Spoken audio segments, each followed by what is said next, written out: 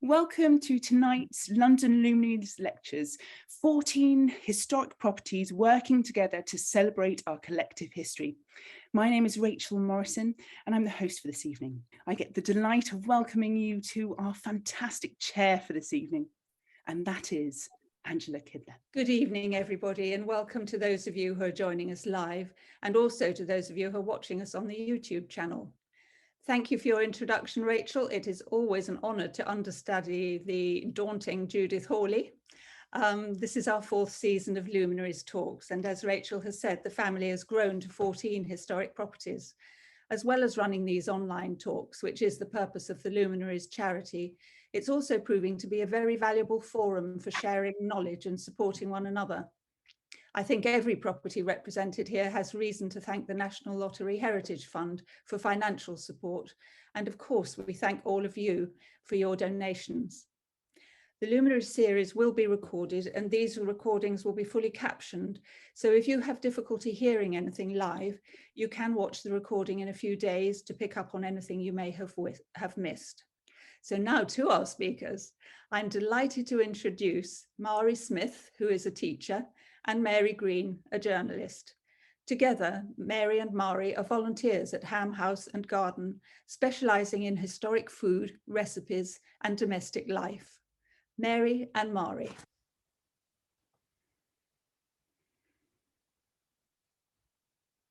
Hello, I'm Mari, and together with my fellow volunteer Mary, hello, we welcome you to 17th century food and drink at Ham House. Here it is. This 400-year-old house was completed in 1610 on the banks of the River Thames. It's here in southwest London, near Richmond in Surrey. You can see the star. The river being an important thoroughfare for transporting supplies. Ham House was the home of the Duke and Duchess of Lauderdale from their marriage in 1672 until his death 10 years later. And here they are. They look a fairly well-fed couple in this portrait. It was painted soon after their marriage, which is a second marriage for both of them. They were a power couple in the Restoration Court of King Charles II. The Duke, John Maitland, was his chief minister in Scotland and a member of his inner circle. And the Duchess Elizabeth, a courtier and confidant to his wife, Queen Catherine of Braganza, who was entertained at Ham on more than one occasion. This was Elizabeth's house. She was a lavish hostess, and extensive archive records give a fascinating insight into what they bought. So let's look at what this fashionable couple was eating and drinking. We're fortunate that we have detailed records of their expenditure. The Duchess is extravagant, but she keeps an eye on outgoings right down to a penny loaf for a bunch of herbs. We could take you back to July 1671, when the Queen came to dinner. But the wedding feast of the Duke and Duchess in February 1672 was even more lavish. You can see them building up to the big day as provisions start coming into the house a couple of weeks before. 288 eggs, 66 logs. We know they had special spits at Ham for roasting tiny birds. 31 stone of beef, as well as an 11-stone rib of beef, 2 legs of beef and neat's tongue, a whole calf, a whole lamb, another 13 stone of beef earmarked for gravy and porridge, then rabbits and hares, pheasants, turkeys, capons, ducks, chickens, 3 Westphalia hams. Then there's all the fish, pike, perch, flounders, 3 large eels, then anchovies and olives, and delicious sounding sweetmeats like melon and apricot comfits, and a pot of liquid apricots. And I've left out an awful lot. This is a lavish feast. And this is where it's all happening, in the kitchen. It would have been bustling. They must have had extra spits in the yard because it's not a huge fireplace. But spit roasting is a very efficient way to cook. A 25-pound joint would take 4 hours. It's a meat-heavy diet, even on a normal week, and it's very much nose-to-tail cooking. They're buying sweetbreads, cow's palates, calf feed for jelly, They buy a cow's udder every week. Udders could be fried and served with sugar and spices in a piquant sauce. We're squeamish about things like that today, but Robert May, the English master cook who published the biggest compendium of English cooking in 1660, gives a recipe for spiced udders with dates, pistachios and bone marrow, baked in a creamy custard with candied pistachios and sugar on top. It would have been rich and velvety with a hint of rosewater and probably quite delicious. We'll be showing you one of his pies at the end of the talk, but not this one. It's guaranteed an udder-free evening. And hot drinks would have been served. You might well have been offered a glass of champagne. Elizabeth, being at the cutting edge of fashion, is a big fan of champagne, which is popular in high society, far more so in England at this time than in France. In February 1669, she spends £14 on champagne, then another £15 the following month. This is hugely extravagant. To put it in context, it represents the annual wages for her French chef. It's interesting that she's buying this champagne from Sir Thomas Bond, who was controller of the household of Queen Henrietta Maria, the King's mother, so he clearly has the right contacts in France. But generally, they're buying their provisions from Twickenham and Kingston, as well as from London. They're very well positioned on the riverside for deliveries by boat. Would there be anything special for Christmas? They do fatten a pig for Christmas, and the 1679 inventory mentions that there was a stool to kill hogs on in the larder. One dish they always have for Christmas is a collar of brawn. This is delectable. It's a huge jellied terrine made from a pig's head that's been simmered for hours. It's always very elaborately garnished, maybe even with gold leaf, and it would make a splendid centerpiece glistening in the candlelight. But it's a time-consuming dish, and Elizabeth buys it in ready-made. This is a pivotal moment in English cooking. People are looking back nostalgically to what they see as a golden age of lavish hospitality before the austerity of the Civil War years. But at the same time, they're embracing all the new ideas like puff pastry that aristocratic chefs have brought back from exile in France after the Restoration. High-class cooking is becoming more French, and that idea will persist for centuries to come. Of course, Elizabeth has an expensive French chef, John Blangy, who earns £30 a year, the same as her chaplain. This is the charcoal stove, because in contrast to the sometimes fierce heat of the range and spit, this charcoal stove, or stewing stove, it's a reproduction, gave more control over the heat, allowing for a gentler way of cooking. So it was used for more delicate items such as sauces, and this suggests a more sophisticated style of cooking, reflecting the French influence. Now, the basement kitchen and the associated domestic offices were the engine room of the house. It's where it all happened, providing for the consumers upstairs. And in addition to the kitchen, the household was supported by sculleries and storerooms. They had their own brew house, a basement beer cellar, which can still be seen, together with the still house, a productive kitchen garden, and an orangery, which is now the cafe. And the outbuildings here were part of the bakehouse and the laundry, which was housed in separate outbuildings, as you can see, together with the splendid dairy. Well, the lovely little dairy that we see today is 19th century, but there's plenty of choice on the Ham House cheese board in the 17th century. We know that Elizabeth is buying Cheshire cheese, which was first recorded in London in 1650, and already it's very popular. Suffolk cheese is like an English Parmesan. People say it's so hard that even the ratswings eat it, and it has a very long shelf life, so it's the official cheese of the Navy. It's first mentioned in the ham accounts when a new butler arrives here from Suffolk. It's a low status cheese, so maybe it's only for the servants. Then there's Banbury cheese. Again, it's the butt of jokes. You Banbury cheese is a Shakespearean insult because it's only an inch thick, and by the time you've pared the rind, there's nothing left. These are all bought-in cheeses. But here in the dairy, we know they're making their own Angelo cheese. This is soft, creamy cheese from Normandy. They're the oldest cheeses of France. And we know they're made at Ham because Angelo pots are mentioned in the inventories. You turn out the cheese from the mould and let it drain on rushes, which give a crisscross effect on the rind. Most of the vegetables come from the kitchen garden, supplemented by purchases from the market. They clearly had a taste for early asparagus and were fond of artichokes, and meals would have started with an elaborately garnished and very colourful grand salad, made from a far greater variety of salad leaves and herbs than we'd find in any modern supermarket. It's possible that the Duke has sampled chilli bread because we know he's friendly with the diarist John Evelyn, who gives the recipe in his discourse on salads. Evelyn calls salads Indian capsicum and warns that they're superlatively burning and dangerous for us, although Africans eat them with vinegar and salt. His bread recipe calls for an ounce of chili powder to a pound of flour, and this is hot. We've tried it. It's far too hot to enjoy on its own, but you're not supposed to eat it as a slice of bread. You're meant to slice the bread, dry it in the oven, and use the crumbs as a condiment to give your salad a bit of a kick.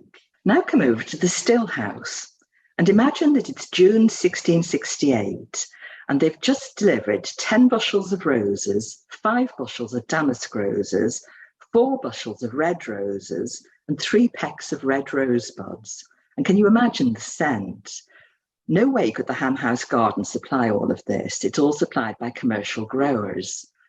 They'll be distilling their own rose water for kitchen use and for cosmetics, making rose-scented candies and sweetmeats, and rose-flavoured syrups and alcoholic cordials, and drying more roses to scent the house. Another week, it could be a bushel of gillyflowers, which are those tiny scented carnations, to make gillyflower water or to flavour a vinegar, or 18 pints of violets to make violet syrup or crystallised petals. The Duchess, who was a highly educated woman, was very involved in the still house, and we know she swapped recipes for medicinal remedies with her women friends. There's no clear line drawn between potent liqueurs that you drink for pleasure and medicinal cordials and tonics that might still slip down quite nicely. Aniseed water is clearly a favourite, and black cherry water, which is a remedy for gout, is made every summer. You can see from the accounts that there's a real frenzy of pickling and preserving going on all through the summer and autumn, and vast quantities of fruit are being delivered. One week it's 130 pounds of black cherries and 50 dozen apricots, as well as plums, strawberries, gooseberries, currants. And it's quite specific. It's not just any old pear, it's bergamot pears, Windsor pears, Newington peaches. It reads like a catalogue of heritage fruit varieties. And again, these are made into fruit brandies or preserved in syrup, or made into pie fillings or crystallised fruits and jellies. And all the activity in summer is what enables you to entertain lavishly in winter. And it all takes sugar. We counted 8 different grades of sugar coming into the house, either for the kitchen or for the still house. Powdered sugar, which is the most expensive, 2 grades of refined sugar, grey sugar, coarse sugar, brown sugar, loaf sugar, sugar candy, and glister sugar, which isn't something sparkly to sprinkle on a cake. It's the active ingredient in a rather abrasive enema. According to Pepys, it gets results. But the Duke and Duchess both suffer from gout, and Elizabeth feared kidney stones, which was Pepys's ailment too. She occasionally orders 12 bottles of Epsom water. And I was intrigued when I came across the purchase of ½ a pound of crab's eyes. They're not literally crab's eyes, but stones formed in the stomachs of crustaceans from carbonate of lime, and they'd be taken as an antacid powder. As she ordered 3 gallons of brandy that same week, she probably needed it. Now, some of that sugar might have been used to make the sweetmeats and decorations served at sugar banquets. In wealthy houses, the 17th century sugar banquet followed the main feast. It was a luxurious course of often elaborate sweetmeats. It reflected the status and wealth of the hosts, who could afford the ingredients, and the skills of the cooks employed to make these examples of conspicuous consumption. Guests would withdraw to a separate room or a building, a banqueting house. And at Ham, there's evidence of a banqueting house as early as 1630. And here it is on the garden plan, in the garden, a little square on the bottom left-hand corner. The Duke and Duchess enhanced their reputation for lavish entertainment by leading guests across the garden to admire and enjoy the candied fruits, jellies, marchpane, comfits, some perfumed with musk and ambergris. This rare ingredient was used at Ham and was far away the most expensive item on Elizabeth's grocery list at £4 for half an ounce. But a little goes a long way, and sugar was considered to be healthy. Aniseed or caraway comfits served to aid digestion and sweeten the breath. And this slide shows a drawing of Ham House. In the bottom left-hand corner, the little house, which has been enlarged, which you can see, you can actually see a little house there on the enlargement. So that's where the Ham House, banqueting house for all these wonderful feasts, was placed. Well, the only other image we have of the banqueting house is possibly this dessert plate, which comes from the famous Wedgwood frog service made for Catherine the Great of Russia in the 1770s, which featured views of England. Could this be Ham? Well, there is a little house that looks a bit like the one on Mari's map. I'm not convinced it is. Maybe, we'd like to believe it is. And this is banqueting stuff. These are caraway comfits on the left, the little white knobbly things. They take hours, if not days, to make, coating the seeds with sugar syrup and tossing them by hand in a brass pan suspended over burning charcoal. You need lots of time and endless patience. I've tried it and mine were an absolute disaster. But in some households, the ladies might do this to amuse themselves. Elizabeth very sensibly buys a pound bag every other week from a professional confectioner. But we do know from the 1669 inventory that she had a syringe for making piped biscuits like these on the right. Now, 17th century developments in printing resulted in an increase in the publication and popularity of books of recipes and household advice. Robert May and Hannah Woolley were among the most successful, and their books went into several editions. This small book on the left is by Sir Hugh Platt, and it's in the storeroom here at Ham. It has the grand title, Delights for Ladies, to adorn their persons, tables, closets, and distillatories. This well-thumbed edition was published in 1636, and it's inscribed with the letter E 3 times inside the front cover, and the name Elizabeth written twice on the back. Could this be our Elizabeth? It could have been used to create banqueting stuffs here for the banqueting house. The 4 chapters cover the art of preserving and candying. It seems almost anything could be candied. Secrets in distillation, cookery, and sweet powders and ointments. And it's all introduced by a 3-page poem. I'm only going to read you the first line. I teach both fruits and flowers to preserve and make both marchpane paste and sugared plate. It's packed with domestic advice and fascinating recipes, and here's one for marchpane.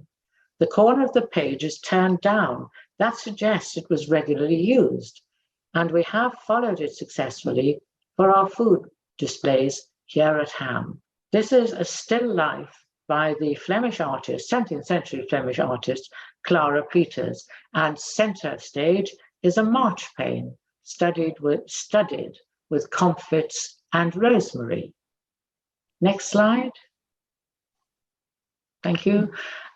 This is a slide showing some of our Christmas displays at Ham House in the basement. And on the left, you'll see a pink-colored marchpane, amongst other things.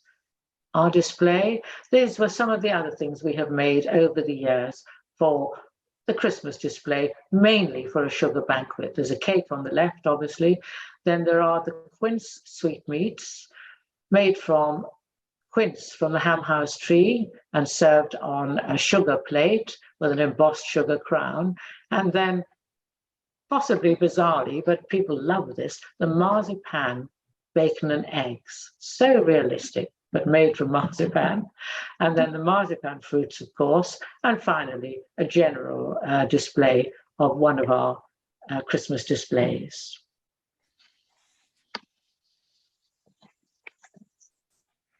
And finally, on the next slide, you'll see a warning from Sir Hugh Platt.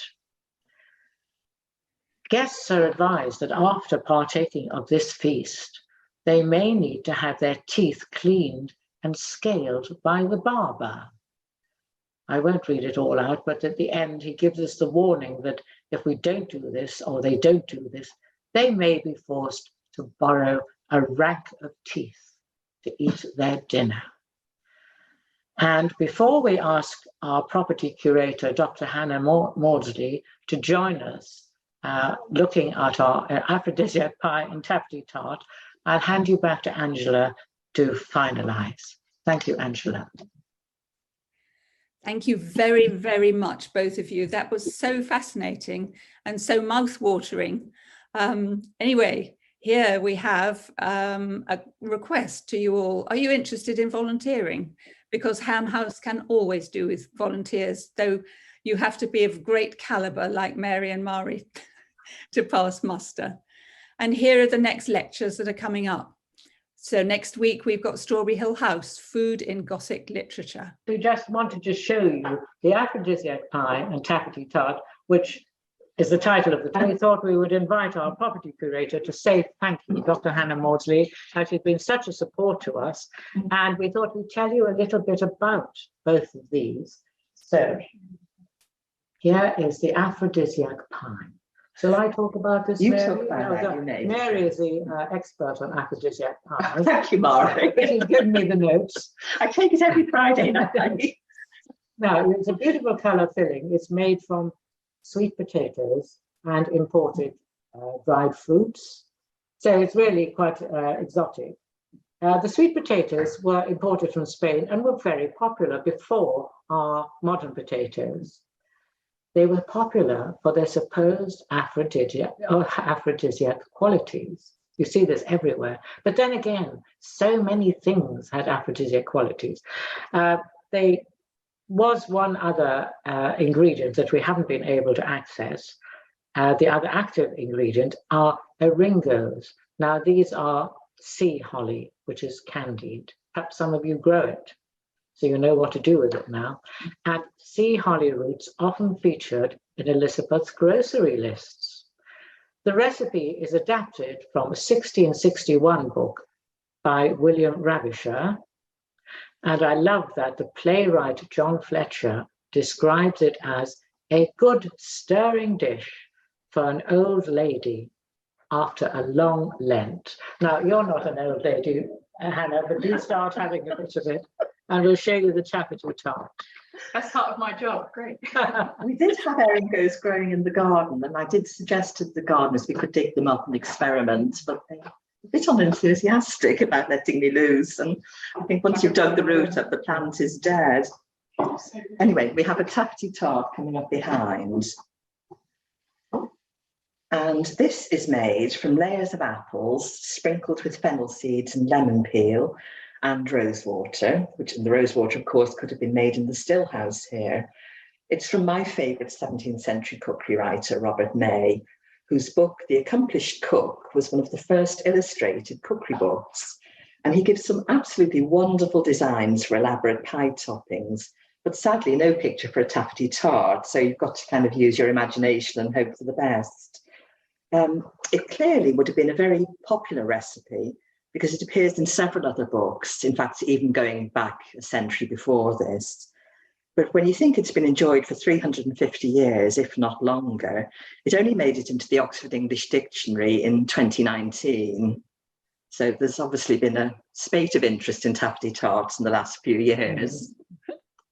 So we leave it to Hannah to cut it up, I think.